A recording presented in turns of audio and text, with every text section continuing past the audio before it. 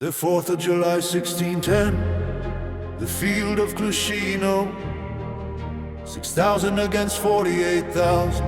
Nobody thought the Poles would win though.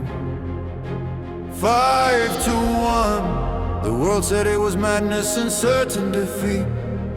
Żółkiewski charged before dawn and put the Russian army to its feet. Hetman Stanisław Żółkiewski, a commander without equal in his age. 6,700 soldiers, 5,500 hussars on the stage. The armies of Russia and Sweden, 48,000 men in the field. Żółkiewski marched through the night and struck before the enemy could yield. The hussars broke the Swedish mercenaries first and shattered the Russian line. Dmitri Shuisky fled, the Tsarist army collapsed in rout and decline. The 4th of July 1610, Klushino belonged to Poland. The road to Moscow open for Żółkiewski and his hussar band. Poland in the Kremlin, the only time in history anyone held that fortress. Poland in the Kremlin, Smolensk are written in our blood and promise. On the 8th of October 1610, the Poles stood in Moscow's heart.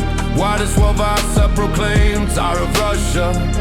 The boyars played their part. Poland in the Kremlin, history buries this in shadow.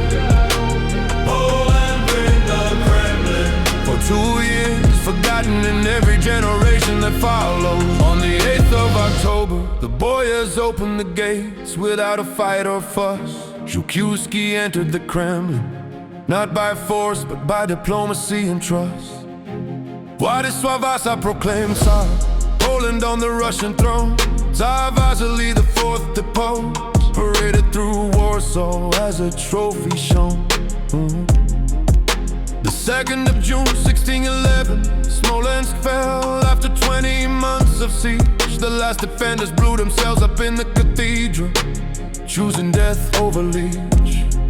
Poland controlled the west of Russia, from Smolensk all the way to the Kremlin wall. History never wrote this down, the Western memory let it fall. Poland in the Kremlin, the only time in history anyone held that fortress. Poland in the Kremlin, Smolensk are written in our blood and promise. On the 8th of October 1610, the Poles stood in Moscow's heart. Władysław Vasa proclaimed Tsar of Russia. The boyars played their part. Poland in the Kremlin, history buries this in shadow. Poland built the Kremlin, for 2 years forgotten in every generation that followed. Sigismund III destroyed the chains, demanded conversion to Catholicism. The boyars turned against Poland, resistance grew like a schism. Kuzma Manin, the merchant from Nizhny Novgorod, raised the funds and the people. Prince Pozharsky led the army, a second national uprising from the steeple. On the 27th of October 1612, the garrison surrendered. The Poles walked out of the Kremlin, half of them were slaughtered and plundered. In 1613, Mikhail Romanov elected Tsar. A new dynasty, a new Russia that never forgot the Polish scar.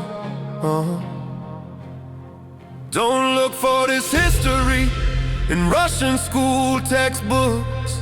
Don't look for it in Western films about Europe. They give it no looks. The truth is simple. Poland is the only country to have taken and ruled Moscow. The 4th of November in Russia, National Unity Day, because Poland was there, you know. Putin restored that holiday in 2004 to replace the revolution. Russia celebrates the expulsion of the Poles because Poland was there. That is the conclusion. Husaria beats, we speak this ancient truth out loud today. Poland in the Kremlin, Polish glory, Polish power all the way. Poland in the Kremlin, the only time in history anyone held that fortress. Poland in the Kremlin, Arctic Smolensk, written in our blood and promise. On the 8th of October 1610, the Poles stood in Moscow's heart. Władysław Vasa proclaimed Tsar of Russia. The boyars played their part. Poland in the Kremlin, history buries this in shadow. Poland reruns away. For 2 years, forgotten in every generation that follows. The 4th of July, 1610. Klushino, the 8th of October, 1610, Poland in the Kremlin. Hetman Stanisław Żółkiewski, Władysław Vasa. The only occupation of Moscow in history. Remember, Poland never perished. Husaria!